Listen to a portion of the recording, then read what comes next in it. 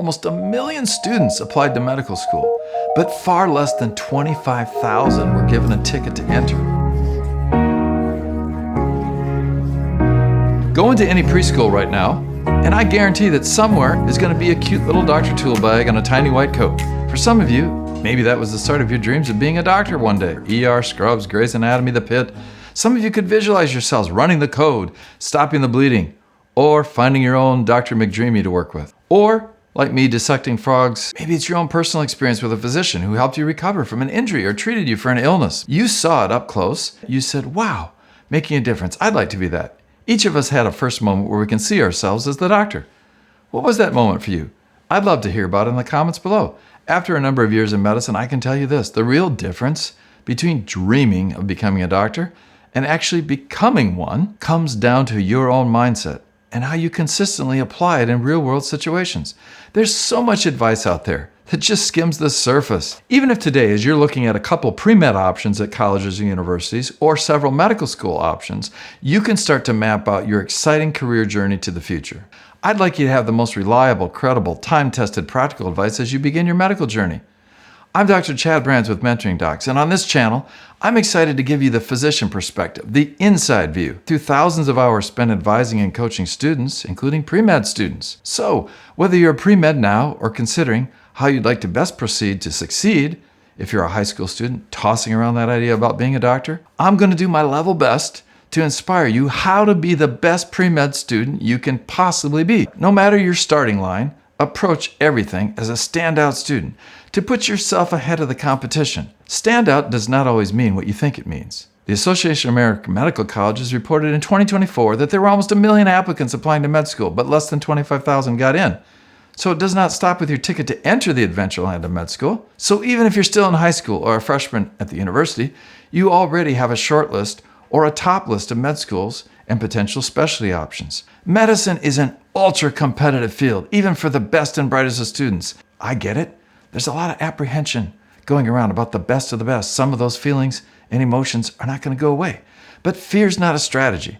You're going to have to be the student who stands out from the crowd. Sometimes we think of standouts as people who can do it all. They're the guy or the gal you see on the evening news who's a talented neurosurgeon, groundbreaking engineer, astronaut, who also plays for the New York Philharmonic in spare time. Pre-med friends, as a physician leader who's been in on the discussions, it's rare that we see a pre-med applicant in Division I sports who has a perfect GPA in a demanding pre-med curriculum. Don't get us wrong. Admissions and selection committees appreciate the talented musicians, pilots, actors, athletes on full tuition scholarships. But the idea to do everything all at the highest level, that's a myth. So check out our website at mentoringdocs.com for some useful resources and information as you plan your future as a pre-med student. It's linked in the description down below. As one of my sons said heading off to college for a demanding combined degree, undergraduate and graduate, all wrapped up in one package program, I need to study, yes, but sleep, eat, want to spend some time with new friends. And I've decided, Dad, that I'm going to approach life and not put baseball in the mix. He still has those friends, lifetime friends. He was good at baseball, but he made a choice to prioritize. Brings us to the next action point. Cut the distractions and be strategic with time and activities. Focus on academics. Getting that high GPA is one of the big tent poles for any standout application. Comes down to good time management and being intentional with the activities you do outside of class. Think through these guideposts. First, they shouldn't really damage your studies. If you have that orchestra practice that overlaps with a critical class, not the best use of time. The interest organization, too many late night meetings, steals valuable sleep time away that can mess with your test taking skills. If it's going to happen at the expense of your GPA, it will not help you reach that standout level that the admissions committees and programs, even the residency specialties that you're dreaming about. Second, be genuinely interested. Don't just fake it, right? It's not going to look good on an application. As admissions committee members, we can quickly spot someone who's just going through the motions because someone else said do it and not truly making a difference. We're looking for leaders. Your activities should promote your personal and professional leadership growth trajectory. Since your time is really limited, choose the activities that you believe will show clear results with a lasting impact. Leading efforts to provide services to the homeless and then really making it an activity where you can have a real impact, like caring for your own community, leading those efforts, That's going to make a difference. Or bringing tutoring to a local elementary school, not just participating in another checklist activity. Finally, quality over quantity. Pick 1 or 2 activities deliberately, strategically, where you can demonstrate you're a leader and then develop and showcase a unique gift set or skill set. The admissions committee only wants to hear about 1 or 2, not 5, 7, 10. Having a pre-med major is not a golden ticket to med school. Even people with raw talent and potential are not guaranteed a spot. There's a limited number of class seats. Put the building blocks together on your course sequence and schedule. If you put too much time into outside activities and fail to immerse yourself in your rigorous classes as a pre-med student, you'll be missing out on the career path that you could have had as a standout student. It's strategy. Some of you are saying, yes, but I'm already a standout student. I've got my strategic activities and I've got a great GPA. Wonderful. However, some of you might not have yet seen yourselves as standouts before. So let's visualize being a successful medical school student. See your future self at an upcoming interview with the med school admissions committee members. You're talking confidently and passionately about how you and your peers made a difference. And you have the outcomes to demonstrate how you led the way as a leader in your pre-med years, not just academically, but in those activities. Now dial that back to your time in college. You're using time blocking techniques effectively, allowing yourself enough time to prepare for your classes, live a balanced, healthy life, and staying focused on academics. That's the mainstay. You didn't get lost in too many of those non-academic activities. And as a standout student, you're not doing it all. You're doing it selectively, strategically, intentionally. Projects with faculty. We put those projects on your pre-med school application in the domain of scholarship. That's a broader term that includes research. Scholarly activities, including research, that's writing, presenting, that completed project that you did with faculty mentorship. So critical. They gave you guidance and you worked on a project in your limited role, and at the end of the project, you and a team are at a regional or national meeting conference presenting those findings with faculty and even practicing physicians. It's those type of results and outcomes that reflect your leadership and will distinctively identify you as a student who's already part of the medical field, not just trying to enter it. In the meantime, maintain that sky-high GPA by staying proactive and strategic. Prioritize the activities and scholarly projects alongside your academic work. Next action step. Be proactive in your planning. Today's a fantastic day to start sketching out ahead the bigger timeline from pre-med through that application process and being accepted into an excellent medical school. This should not feel like a to-do checklist item set, putting it off till tomorrow. Think of it as you writing it down, your own adventure today, knowing the ending before you start and proactively planning it. The key is you. You need to become the pro in proactive. Example, put a course map together, a mind mapping tool. Make it your desktop background on your laptop or your phone. Like this, make it fun, keep it simple. Play with the design. The point is you can easily return to this map and see the best way forward to build out your course schedule. That way you avoid overloading yourself in one semester and minimizing success. You want to maximize it. What do I mean? Well, you need to take organic chem, anatomy, a foreign language, and calculus, but not all at the same time. Oh, that load would be crushing. Way too much work all at once.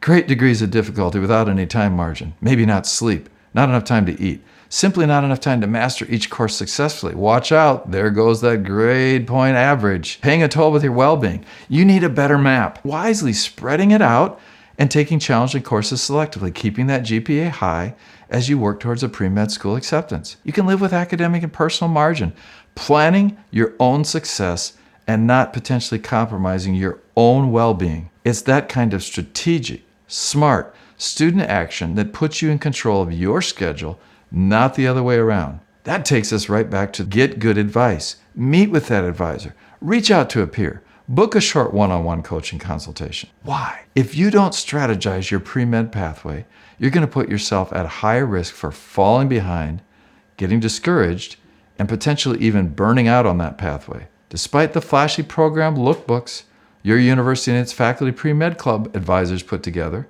it might avoid some real data. Many pre-med students get behind and then drop out, maybe even after they sadly burn out. It's real. They didn't see it coming, sadly. This happens to even the most talented, promising A+ students who failed to plan or got behind in the first semester or two of the program. Not all universities and colleges are going to put it together in that level of care and commitment to your own individual success. So it's vital that you take action today to plan way ahead. If you're in high school or college or pre-med, think about the options. You might want to become a cardiologist, seeing way down the road into that career pathway, then slowly filling in the gaps on your roadmap. You can do it. Another strategic action step. Pre-med's a professional program, but not usually a viable major at most universities. Strategically select a major that will help you for life and also simultaneously prepare you with the coursework that you need for the medical college admissions test, the MCAT. To do well on that big cat, really tough admissions test, you're going to need to take the most life science courses that you can and do well in them. Biology or chemistry majors might work well. Biomedical engineering, exercise science. There's a lot of factors in that equation, right? You have to look at your own interests and you have to think about what courses you're really interested in. For instance, I enjoyed chemistry, but I really didn't love chemistry. I really liked life science biology. So under that pre-med umbrella, I chose biology. It also gave me all the courses that I needed for filing the best, strongest application of med school. And to do well on the MCAT, that medical college admissions test where you need a sky-high score to compete with your fellow applicants for a spot in a med school.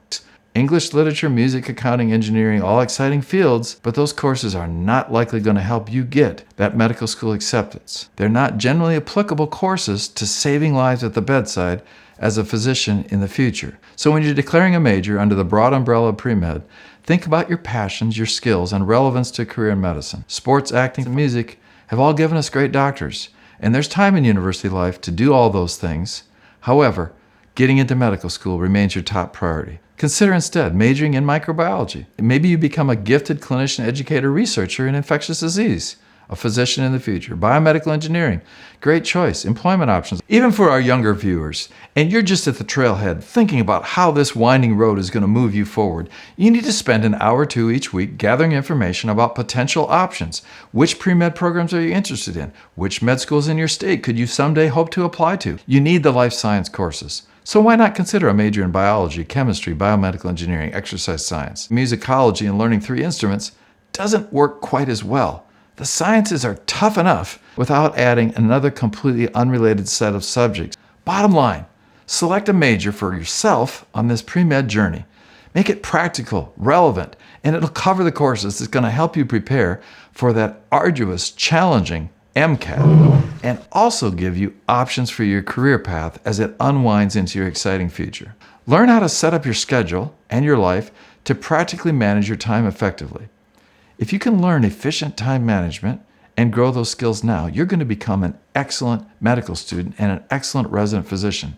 Time management is so key, not just to get into medical school, but to succeed in medical school. So next assignment is for you to watch the video on time management on this channel before the end of the week. I know you'll benefit. How we prioritize spending our time will ultimately demonstrate how we have spent our lives and whether we actually accomplish the outcomes we've set out to achieve. And your family also expects you to grow in this area before you arrive at medical school on day 1. There will not be time then. The last and likely most important action step strategy I'm covering in this session. Take care of yourself by keeping perspective, the big picture in a topsy-turvy world, prioritizing your own body, mind, spirit health as you move into a medical career.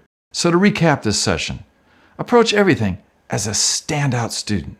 Be strategic with your time and activities. Everything you're doing should support your academic success and your application to med school. Be proactive and start planning that path today. Select a major that complements your pre-med goals and gets you ready for the admissions test.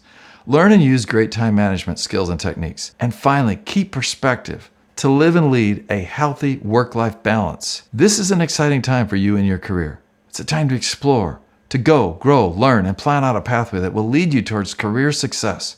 The best part, you can take action on this today.